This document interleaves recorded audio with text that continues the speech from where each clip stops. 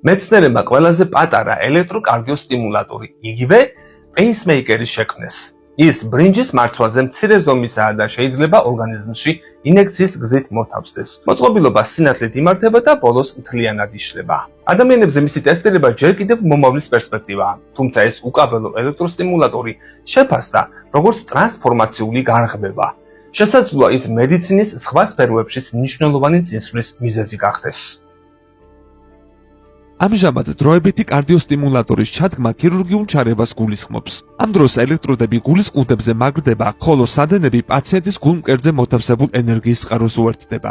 როდესაც მოწყობილობა საჭირო აღარ არის, პაციენტს სადენებს აშორებენ, რაც ზოგჯერ დაზიანებებს იწვევს. ეს ელექტროსტიმულატორი სპეციალურ რბილ პლასტირს უერთდება, რომელიც პაციენტის გულმკერდზე მაგრდება. არარეგულარული გულისცემის დაფიქსირებისას ის სინათლეს ავტომატურად ასხივებს, რაც მოწყობილობას საჭირო რიტმის სტიმულირებას უბრძანებს.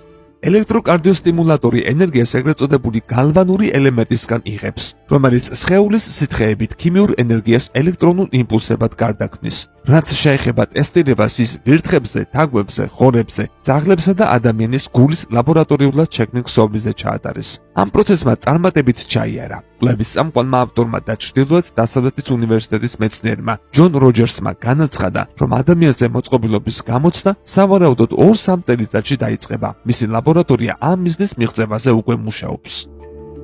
ბირთვული ენერგია დაკავშირებულია სათბურის აირების თითქმის ნულოვან გამოყოფასთან, მაგრამ მისი მთავარი პრობლემა რადიოაქტიური ნარჩენებია. ახალი კვლევა ამ ნარჩენების ხელახლა გამოყენების გზას გვთავაზობს მიკროელექტრონიკის ბატარეებში. სოფლიოს ენერგიაზე მოთხოვნილების დაახლოებით 10% ამჟამად ბირთვულ ენერგიაზე მოდის და წარმოადგენს წიაღისეული საწვავის ალტერნატივას. თუკი მეცნიერები მისი ნარჩენების გამოყენებას შეძლებენ, შეიძლება ეს ენერგია უფრო მიმზიდველი ვარიანტი გახდეს. ბირთვული ბატარეები მოწყობილობები, რომლებიც რადიოაქტიურ დაშლას ელექტროენერგიად გარდაქმნიან, უკვე 10 წლეულებია კვლევის საგანია, მაგრამ ტექნოლოგია ჯერ კიდევ არ არის პრაქტიკულად სიცოცხლისუნარიანი. ტესტირებისას ბირთვული გახლაჭის ორივე რადიოაქტიურმა ნარჩენმა, ცეზიუმ 137-მა და კობალტ 60-მა, ბატარეაში 288 ნანოვატი და 1.5 მიკროვატი გამოიმუშავეს, იგივე თანმიმდევრობით. ამ ბატარეებს გამოიყენებენ არა საჯაროდ, არამედ ბირთვული ნარჩენების მწარმოებელი ობიექტების სიახლოვეს.